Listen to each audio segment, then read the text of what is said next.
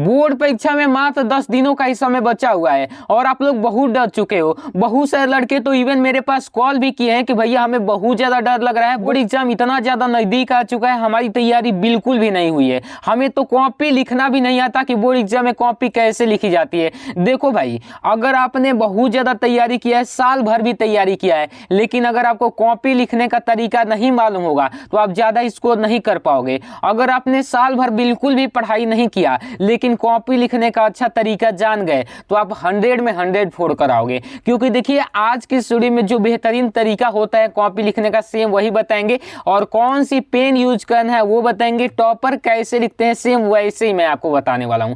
तो ये वीडियो सबसे ज्यादा इंपॉर्टेंट है जितने भी student class 10th and 12th का बोर्ड एग्जाम देने वाले हैं। समझो कि आज की स्टूडियो से कोई भी दिक्कत आपकी रह नहीं जाएगी। देखो यहाँ पर आपको पेन में डॉट पेन ही यूज करना है, जेल पेन नहीं यूज करना है, और आपको ब्लैक और ब्लू बस 2 ही पेन यूज करने हैं, ना कि रेड पेन यूज करना है ना कि ग्रीन पेन यूज करना है, बस 2 पेन ही यूज करना है और कोई भी पेन बोर्ड ने अलाउ नहीं किया है, तो आपको ये ध्यान में रखना है। और देखिए जब भी बोर्ड एग्जाम में लिखने जाओ तो सबसे पहले पेन को आधा खत्म कर लो, मतलब यहाँ तक खत्म कर लो भाई, हमने आधा खत्म कर लिया है ताकि पेन फ्रिक्वेंटली चल सके, और कॉपी लिखते समय इस पेन के ढक्कन को निकाल कर लिखो तो काफ़ी बेहतर रहेगा। ठीक, तो चलो मैं आपको बताता हूँ अब कि कॉपी कैसे भरना है। तो देखो यहाँ पर सबसे पहले यहाँ पर दिया है परीक्षार्थी का अनुक्रमांक अंकों में, तो जो भी आपका रोल नंबर हो उसको अंक में भर देना है। मान के चलिए कि यहाँ पर आप ब्लू से भी भर सकते हो, ब्लैक से भी भर सकते हो। तो देखो मान के चलिए कि मैं यहाँ पर भर देता हूँ 123 151 451 338 एग्जाम्पल के तौर पर मैंने कोई भी एक रोल नंबर भर दिया। ठीक, अब अपने प्रवेश पत्र से मिला लेना और भर लेना। अब इसको देखो शब्दों में कैसे लिखना है, तो यहाँ पर 1 है तो यहाँ पर क्या लिखेंगे 1 लिख देंगे, ठीक है ना। यहाँ पर कॉमा लगा देंगे, 2 है तो यहाँ पर 2 लिख देंगे, ठीक है ना। फिर कॉमा लगाएंगे, यहाँ पर 3 है तो यहाँ पर फिर 3 लिख देंगे, ठीक। फिर कॉमा लगाएंगे, फिर यहाँ पर 4 है तो 4 लिख देंगे, फिर हम यहाँ पर कॉमा लगाएंगे, फिर यहाँ पर 5 है तो यहाँ पर भी 5 लिख देंगे, ठीक है ना। फिर यहाँ पर कॉमा लगाएंगे, फिर यहाँ पर 1 है आगे तो 1 लिख देंगे, फिर यहाँ पर 3 है तो 3 लिख देंगे, ठीक। आप देखिए फिर 3 है तो 3 लिखेंगे, फिर 3 है तो हो गया, फिर 8 है तो 8 लिख देंगे। ओवरलैपिंग नहीं करना है, यानी कि ओवर राइटिंग या फिर ओवरलैपिंग नहीं करना है। ओवरलैपिंग करने का मतलब कि जैसे आपने यहाँ पर क्या किया कि 8 बना दिया बाई मिस्टेक से यहाँ पर, तो आप फिर से इसको 5 बनाने की कोशिश मत कीजिएगा, इसी को कहते हैं ओवरलैपिंग या फिर ओवर राइटिंग। तो ये गलती आपको नहीं करना है। भले ही अगर यहाँ पर गलती हो तो पूरे को काट कर यहाँ से अच्छे से लिख देना, कोई दिक्कत ना है, कोई वो नहीं है कि बहुत ज़्यादा सीरियसली ना। अपने को अगर गलती हो गया तो यहाँ से काट देंगे और फिर वही रोल नंबर अच्छे से यहाँ पर लिख देंगे, ठीक। अब देखो विषय आपका यहाँ पर जो भी विषय हो, मान के चलिए कि भाई मैं यहाँ पर हिंदी डाल देता हूँ क्योंकि हिंदी का ही पेपर है सबसे पहला। उसके बाद यहाँ पर प्रश्न पत्र क्या है, तो प्रश्न पत्र केवल होगा, केवल मैं यहाँ पर लिख देता हूँ केवल।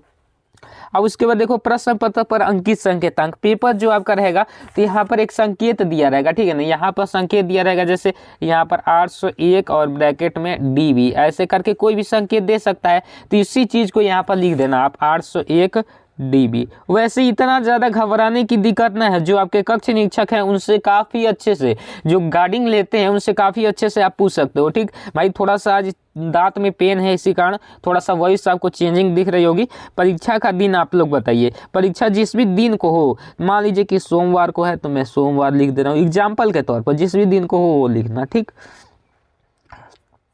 परीक्षा की तिथि एवं पाली, तिथि कौन सा है, तो भाई सभी लोग जानते हैं कि 24 फरवरी 2025 को हमारा पेपर है, एवं पाली में आपका हो जाएगा प्रथम।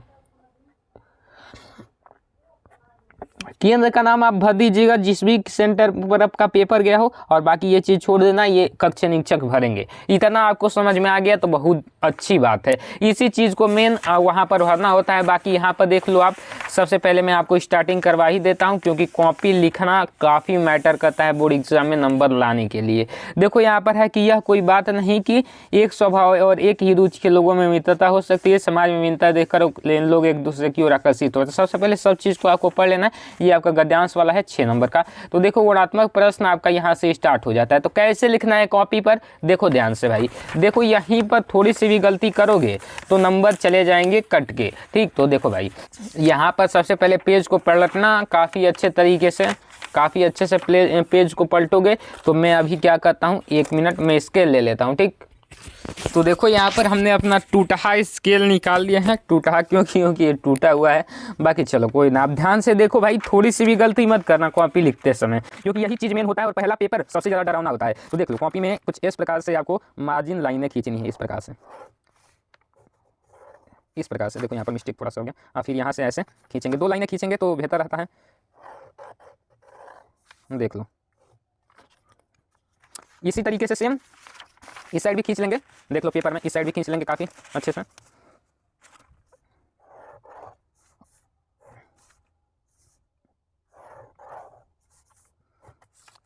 देखो मैंने अब खींच लिया मार्जिन लाइन। अब देखो कैसे स्टार्टिंग करना है, ध्यान से। यहाँ पर खंड ब है ना, तो ध्यान से देखो यहाँ पर हम डालेंगे खंड ब। कहाँ पर, तो स्टॉप के ऊपर यहाँ पर लिखेंगे खंड ब, खंड ब, बिल्कुल आराम से ऐसे खंड ब लिख देंगे, ठीक। इतना आप कर लोगे। बाकी उसके बाद देखो खंड ब हो गया। अब यहाँ पर कह रहा है क्या, वर्णनात्मक प्रश्न, तो यहाँ पर लिख देना वर्णनात्मक प्रश्न। यहाँ पर अब छोटे साइज में लिखना, उतना बड़ा नहीं, वर्णनात्मक प्रश्न, वर्णनात्मक प्रश्न। अब उसके बाद यहाँ पर देखो, उसके बाद अब आपका आया है प्रश्नोत्तर 1, यानी कि पहला नंबर प्रश्न कर रहे हो तो लिखना यहाँ पर प्रश्नोत्तर 1। तो मैं यहाँ पर लिखूंगा प्रश्नोत्तर 1। और प्रश्नोत्तर 1 कौन सा है मेरे भाई, तो प्रश्नोत्तर 1 हमारा ध्यान से देखोगे तो गद्यांश पर आधारित प्रश्नों के उत्तर देने हैं। तो कौन सा है, गद्यांश है। तो यहाँ पर लिख देंगे गद्यांश, ब्रैकेट में इस प्रकार से लिखना गद्यांश, ठीक, इस प्रकार से, और ऐसे इसको अंडरलाइन कर देना, ठीक। अब देखो इतना ज़्यादा स्पष्ट आपको बताना कोई नहीं बताएगा, ठीक है ना। अब देखो यहाँ पर सबसे पहले उपयुक्त गद्यांश का संदर्भ लिखिए। तो सबसे पहले इसका हम संकेत बना देंगे। संकेत में ये आगे का 2 शब्द और ये बाद का 2 शब्द, यह कोई और फिर डॉट डॉट होते हैं। तो देखो यहाँ पर हम बनाएंगे संकेत, संकेत, और संकेत में क्या, तो यहाँ पर आगे का 2 शब्द और बाद का 2 शब्द। तो ध्यान से देखो, मैं ब्लू पेन यहाँ पर ले रहा हूँ और यहाँ पर लिखूंगा यह कोई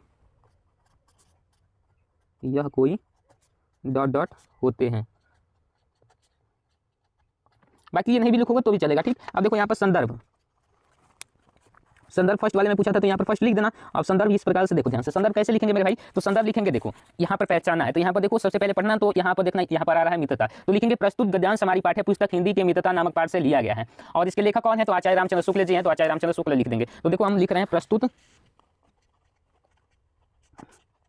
गद्यांश हमारी पाठ्य पुस्तक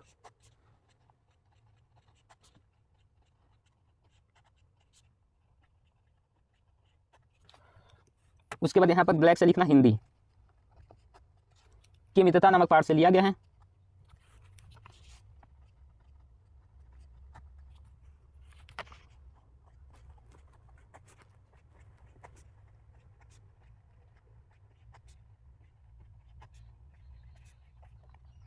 इसके लेखक आचार्य रामचंद्र शुक्ल जी हैं।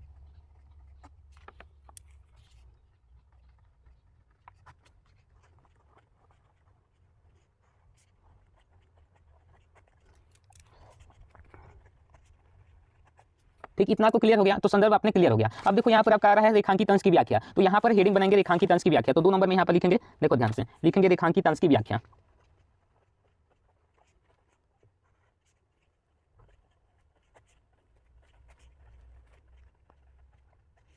ठीक, यहाँ पर लिख दिया हम रेखांकित अंश की व्याख्या। अब देखो रेखांकित अंश की व्याख्या में क्या लिखेंगे कि यह कोई जरूरी नहीं है, क्या करें कि यह कोई बात नहीं है, तो हम लिखेंगे यह कोई जरूरी नहीं है कि एक ही स्वभाव यानी कि एक ही गुण और एक ही रुचि यानी कि एक ही मन के लोगों में मित्रता हो सकती है, यानी कि लोगों में दोस्ती हो सकती है। मतलब लिखेंगे कि यह कोई जरूरी बात नहीं है कि एक ही रहन सहन और एक ही मानसिकता के लोगों में मित्रता हो सकती है, वरन अलग अलग मानसिकता वाले लोगों में भी मित्रता हो सकती है, ये चीज लिखेंगे। तो देखो कैसे इस चीज को बनाकर ही लिखा जाता है। तुम लोग रटने लग जाते हो तो भाई रटकर कहीं पर कुछ नहीं होगा, केवल समझकर लिखना, बनाकर लिखना। देखो यहाँ पर लिखेंगे यह कोई जरूरी नहीं है कि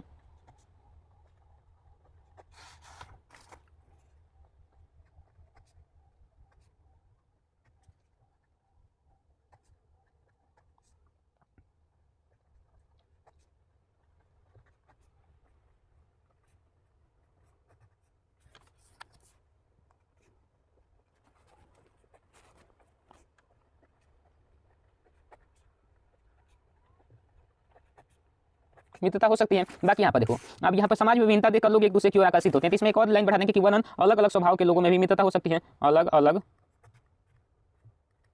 स्वभाव के लोगों में भी मित्रता हो सकती है।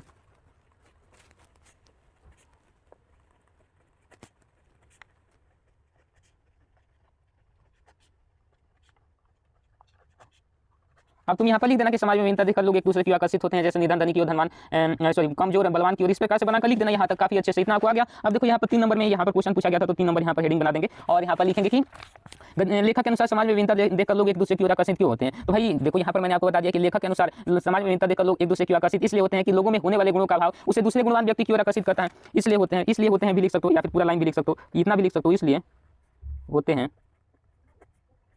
पूरा लिख देना। मैं आपको यहाँ से केवल बता रहा हूँ कि लोगों में होने वाले गुणों का अभाव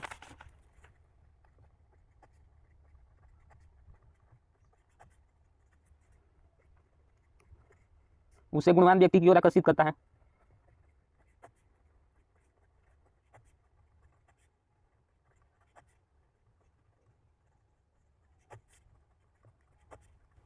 ठीक, इस प्रकार से लिख देना। इसी प्रकार से सभी क्वेश्चन को सॉल्व कर लेना, सेम यही पैटर्न रहेगा।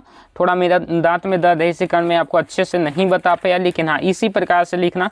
बाकी जय हिंद, वंदे मातरम।